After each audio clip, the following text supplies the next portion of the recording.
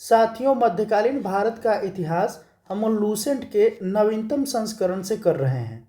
अभी हम page number 35 पर हैं और मध्यकालीन भारत के इतिहास को हम लोग जहाँ से छोड़े थे वहाँ से शुरू कर रहे हैं। उदयराज बेगड़ा का दरबारी कवि था, जिसने सुल्तान की प्रशंसा में महमूद रचित नामक पुस्तक लिखी। एक ब्राह्मण मालिक गोपी बेगड़ा का मुख्यमंत्री था। हुमायूं से हार के बाद बहादुर शाह ने दीव को पुर्तगालियों को सौंप दिया। बहादुर शाह संगीत प्रेमी था। उसने संगीतज्ञ मंजू कलावंत को संरक्षण प्रदान किया।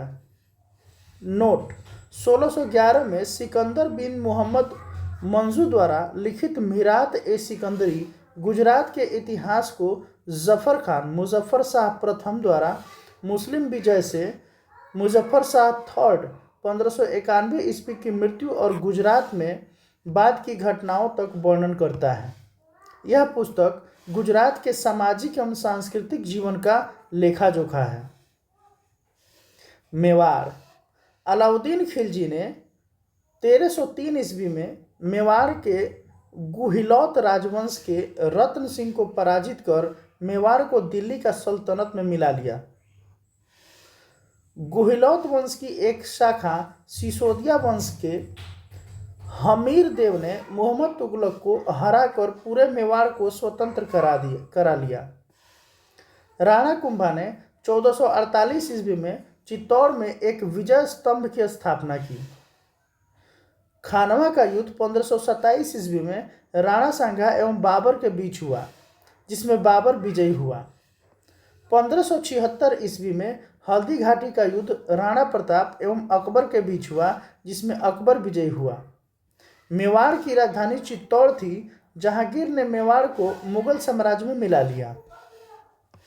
खानदेश: तुगलक वंश के पतन के समय फिरोज शाह तुगलक के सूबेदार मलिक अहमद रजा फारूकी ने नर्मदा एवं ताप्ती नदियों के बीच 1382 में खानदेश की स्थापना की।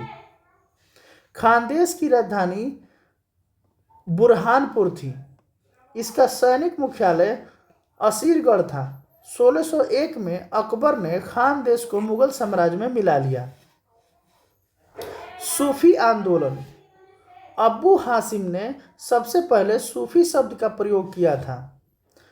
जो लोग सूफी संतों से शिष्यता ग्रहण करते थे उन्हें मुरीद कहा जाता था। सूफी जिन आश्रयों में निवास करते थे उन्हें खानकाह या मठ कहा जाता था। सूफियों के धर्म संघ बासारा इस्लामी सिद्धांत के समर्थक और बेसरा इस्लामी सिद्धांत से बंधे नहीं में विभाजित थे। यानी कि सूफियों के जो धर्म संघ था वो बासारा और बेसरा में विभाजित थे, जो एक इस्लामी धर्म सिद्धांत को मानते थे और दूसरे नहीं मानते थे। भारत में चिश्ती एवं सुहरावर्दी सिलसिले की जड़ें काफ़ी गहरी थीं। ख्वाजा मोइनुद्दीन चिश्ती ने भारत में चिश्ती सिलसिला की शुरुआत की। चिश्ती सिलसिला का मुख्य केंद्र अजमेर था। चिश्ती सिलसिला के कुछ अन्य महत्वपूर्ण संत थे निजामुद्दीन औलिया, बाबा फरीद बख्तियार काकी एवं शेख बुरहानुद्दीन गरीब। बाबा फरीद बख्तियार काकी के शिष्य थे। बाबा फरीद की रचनाएं गुरु ग्रंथ साहिब में शामिल हैं। बाबा फरीद के दो महत्वपूर्ण शिष्य थे, निजामुद्दीन औलिया एवं अलाउद्दीन साबिर। हजरत निजामुद्दीन औलिया ने अपने जीवन काल में दिल्ली के 7 सुल्तानों का शासन देखा था। इनके प्रमुख शिष्य थे शेख सलीम चिश्ती, आमिर खुसरो, आमिर हसन देहलवी। शेख बुरहानुद्दीन गरीब ने 1340 ईस्वी में दक्षिण भारत के क्षेत्रों में चिश्ती संप्रदाय की शुरुआत की और दौलताबाद को मुख्य केंद्र बनाया। आइए आगे देखते हैं। सूफियों के सुहरावर्दी धर्म संघ या सिलसिला की स्थापना शेख शिहाबुद्दीन उमर सुहरावर्दी ने की थी, किंतु 1262 ईस्वी में इसके सुदृढ़ संचालन का श्रेय शेख बदरुद्दीन जकारिया को है, जिन्हें सिंध एवं मुल्तान को मुख्य केंद्र बनाया। सुहरावर्दी धर्म संघ के अन्य प्रमुख संत थे जलालुद्दीन तबरीजी, सैयद सुर्खजोश, बुरहान आदि। सुहरावर्दी सिलसिला ने राज्य के संरक्षण को स्वीकार किया।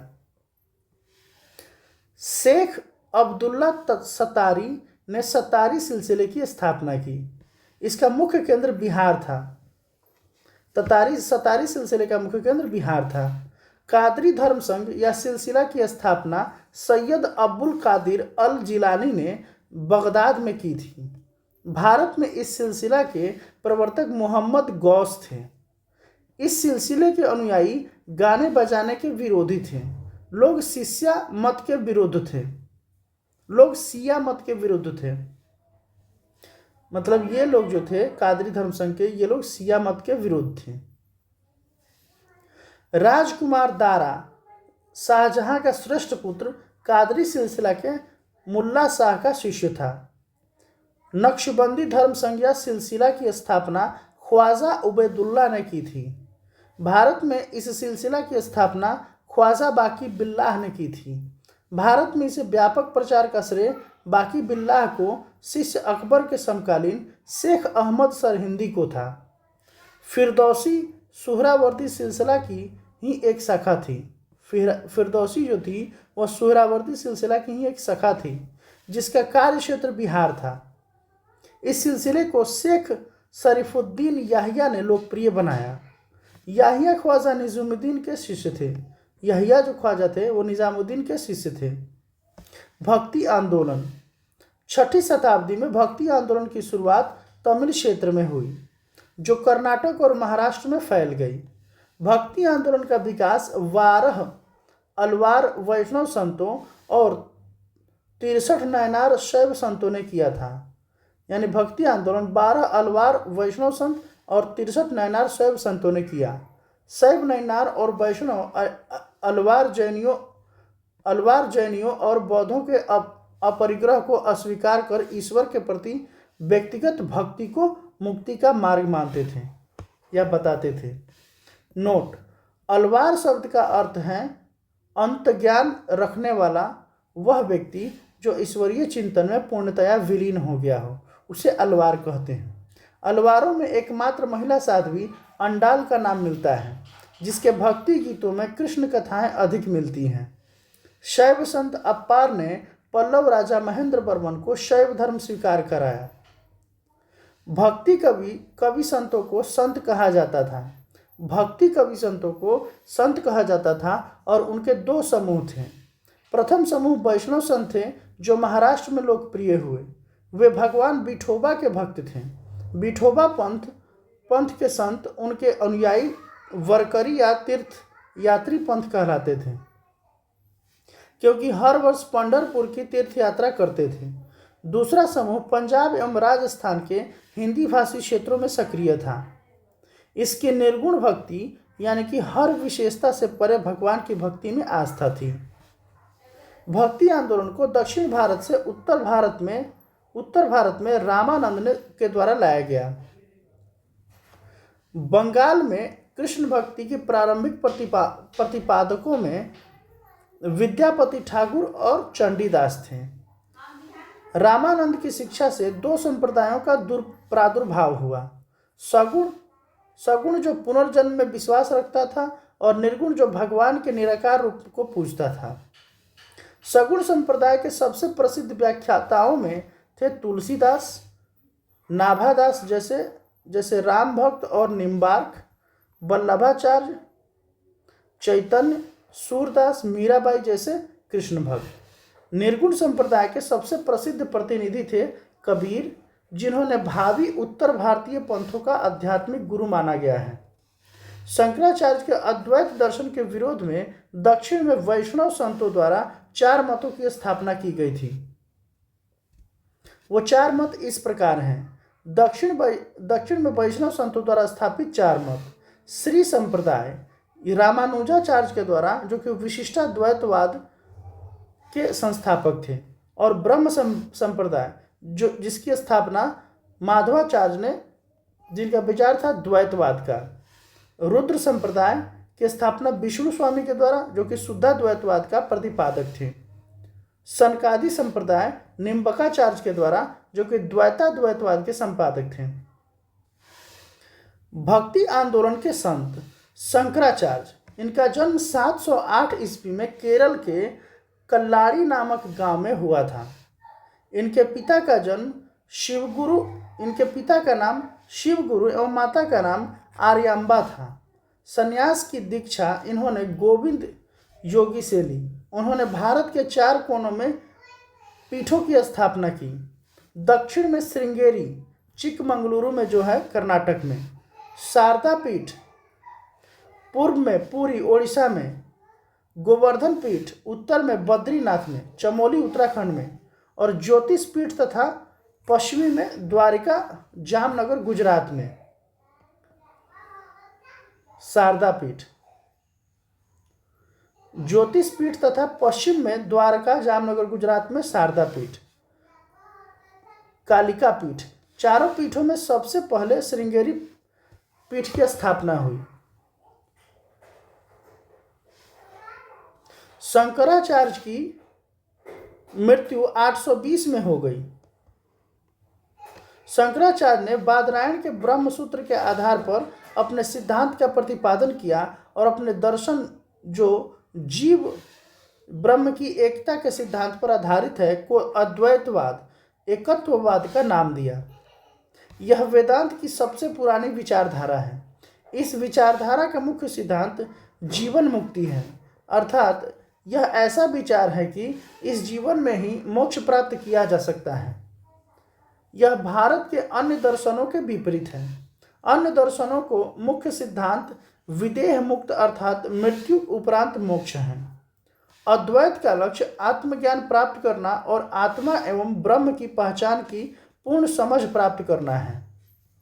आत्मा और ब्रह्म को सही ज्ञान से सभी दोहरी प्रवृत्तियां समाप्त हो जाती हैं और अंततः मोक्ष प्राप्त हो जाता है। यद्यपि शंकराचार्य शैव धर्म के अनुयायी थे, तथापि उन्होंने पंचायतन पूजा का निरूपण किया। इसमें शिव, विष्णु, शक्ति, सूर्य एवं गणेश की पूजा का विधान था। रामानुजाचार्य 11वीं शताब्दी, इन्होंने राम को अपना आराध्य माना। इनका जन्म 1017 ईस्वी में मद्रास के निकट पेरुम्बर नामक स्थान पर हुआ था। 1137 ईस्वी में इनकी मृत्यु हो गई। रामानुज ने वेदांत में प्रशिक्षण अपने गुरु कांचीपुरम के यादव प्रकाश से प्राप्त किया था।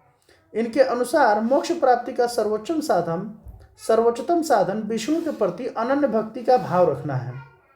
भगवान विष्णु की कृपा दृष्टि से भक्त उनके साथ एकाकार होने का परमानंद प्राप्त कर सकता है। रामानुज ने विशिष्टाद्वैतवाद के सिद्धांत का प्रतिपादन किया, जिसके अनुसार आत्मा परमात्मा से जुड़े होने के बाद भी अपनी अलग सत्ता बनाए रखती है। इनके सिद्धांत ने भक्ति की नई धारा को बहुत प्रेरित किया, जो परवर्ती काल में उत्तरी भारत में विकसित हुई। रामानुजाचार्य के अनुसार आत्मा व परमात्मा का संबंध चिंगारी व अग्नि के संबंध में जैसा है। रामानुज के अनुयायियों को वैष्णव कहा जाता है। शंकराचार्य का दृष्टिकोण और रामानुज का दृष्टिकोण। शंकराचार्य के अनुसार ब्रह्म निर्गुण है, जबकि रामानुज के अनुसार ब्रह्म के कुछ गुण भी होते हैं। शंकराचार्य के अनुसार ज्ञान ही मुक्ति का मुख्य साधन है। रामानुज के अनुसार श्रद्धा तथा समर्पण का अभ्यास मुक्ति प्राप्ति का साधन है। रामानंद 1368 से 1468 ईस्वी। रामानंद का जन्म प्रयाग में हुआ था। इनकी शिक्षा प्रयाग तथा वाराणसी में हुई थी। इन्होंने अपना संप्रदाय सभी जातियों के लिए खोल दिया। रामानुज की भांति इन्होंने भी भक्ति को मोक्ष का एकमात्र साधन स्वीकार किया। इन्होंने मर्यादा पुरुषोत्तम राम एवं सीता की आराधना को समाज के समक्ष रखा। रामानंद के 12 शिष्यों में 2 स्त्रियां पद्मावती एवं सुरसरी थी। इनके प्रमुख शिष्य थे रैदास जो कि चमार थे, कबीर जो कि जुलाहा थे, घना जो कि जाट थे, सेना जो कि नाई था, और पीपा जो कि राजपूत था, और सदना कसाई था। कबीर का जन्म 1440 ईस्वी में, जो कि विवादास्पद है, वाराणसी में एक विधवा ब्राह्मणी के गर्भ से लोक श्रुतियों के अनुसार हुआ था। आइए आगे देखते हैं। लोक लज्जा के भय से उसने नवजात शिशु को वाराणसी में लहर तारा के पास एक तालाब के समीप छोड़ दिया। जुलाहा नीरू तथा उसकी पत्नी नीमा इस नवजात शिशु को अपने घर ले आए। इस बालक का नाम कबीर रखा गया। कबीर की शादी लोई से हुई। उनके 2 बच्चे हुए और उनकी जिंदगी आम गृहस्थ जैसी रही। इन्होंने राम, रहीम, हजरत, अल्लाह आदि को एक ही ईश्वर के अनेक रूप माने। इन्होंने जाति प्रथा, धार्मिक कर्मकांड, बाह्य आबंडर, मूर्ति पूजा, जप तप, अवतारवाद आदि का घोर विरोध करते हुए एकेश्वरवाद में आस्था व्यक्त की एवं निराकार ब्रह्म की उपासना को महत्व दिया। निर्गुण भक्ति धारा से जुड़े कबीर ऐसे प्रथम भक्त थे जिन्होंने संत होने के बाद भी पूर्णतः गृहस्थ जीवन का निर्वाह किया। इनके अनुयायी कबीर पंथी कहलाए। कबीर के उपदेश शब्द, जो उनका उपदेश था शब्द, सिखों के आदि ग्रंथ में संग्रहित है। कबीर की वाणी का संग्रह बीजक, जिसका अर्थ होता है शिष्य धर्मदास द्वारा, बीजक जो है उनके शिष्य धर्मदास द्वारा संकलित किया गया है, के नाम से प्रसिद्ध है। बीजक में 3 भाग हैं, रामायणी, शब्द, साखी। उनकी भाषा को सदुकड़ी कहा गया है। इसमें ब्रज भाषा, अवधी एवं राजस्थानी भाषा के शब्द पाए जाते हैं। कबीरदास की मृत्यु 1510 ईस्वी में मगहर में हुई। नोट: कबीर जो था सुल्तान सिकंदर लोदी के समकालीन थे। कबीर सुल्तान सिकंदर लोदी के समकालीन थे। गुरु नानक का जन्म 1469 ईस्वी अविभाजित पंजाब के रावी नदी के तट पर स्थित तलवंडी नामक ग्राम में हुआ था, जो अब ननकाना साहिब के नाम से विख्यात है। उनकी माता का नाम तृप्ता देवी तथा पिता का नाम मेहता कालूराम था, जो कि पटवारी थे। बटला के मूल राज खत्री की बेटी सुलक्ष्मी से उनका विवाह हुआ, जिससे उन्हें 2 पुत्र और 2 पुत्रियां हुई। उन्होंने देश का 5 बार चक्कर लगाया, जिसे उदासीस कहा जाता है। उदासीस। उन्होंने कीर्तनों के माध्यम से उपदेश दिए। वे काव्य रचना करते थे और रबाब के संगीत के साथ गाया करते थे। सारंगी उनका स्वामी भक्ति शिष्य भाई मर्दाना बजाया करता था। सारंगी जो था उनका स्वामी भक्ति शिष्य था भाई मर्दाना, वो बजाया करता था। अपने जीवन के अंतिम क्षणों में उन्होंने रावी नदी के किनारे करतारपुर में अपना डेहरा यानी कि मठ स्थापित किया। अपने जीवन काल में ही उन्होंने आध्यात्मिक आधार पर अपने पुत्रों की जगह अपने शिष्य भाई लहना अंगद को अपना उत्तराधिकारी नियुक्त किया। इनकी मृत्यु 1539 ईस्वी में करतारपुर में हुई। नानक ने सिख धर्म की स्थापना की। नानक सूफी संत बाबा फरीद से प्रभावित थे। चैतन्य का जन्म 1486 ईस्वी में नवदीपा बंगाल के मायापुर गांव में हुआ था। इनके पिता का नाम जगन्नाथ मिश्र एवं माता का नाम सची देवी था। पाठशाला में चैतन्य को निमाई पंडित या गौरांग कहा जाता था। चैतन्य का वास्तविक नाम विश्वंभर था। इन्होंने गोसाई संघ की स्थापना की और साथ ही कीर्तन प्रथा गायन की कीर्तन शैली को जन्म दिया। 1510 ईस्वी में केशव भारती नामक सन्यासी ने चैतन्य को सन्यास की दीक्षा दी। सन्यासी बनने के बाद बंगाल छोड़कर पूरी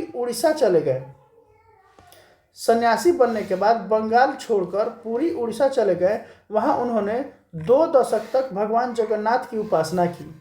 इसकी मृत्यु 1533 ईस्वी में हो गई। इनके दार्शनिक सिद्धांत को अचिंत भेदाभेदवाद के नाम से जाना जाता है। पूछा जाता है कि अचिंत भेदाभेद किनका दर्शन है, तो चैतन्य स्वामी का। इस विचारधारा के बारे में माना जाता है कि यह माधवाचार्य के कठोर द्वैत सिद्धांत और रामानुज के विशिष्ट अद्वैत का एकीकरण है। इस विचारधारा के अनुसार सर्वोच्च भगवान और व्यक्तिगत आत्मा एक ही समय में एक और भिन्न भिन्न भी हैं।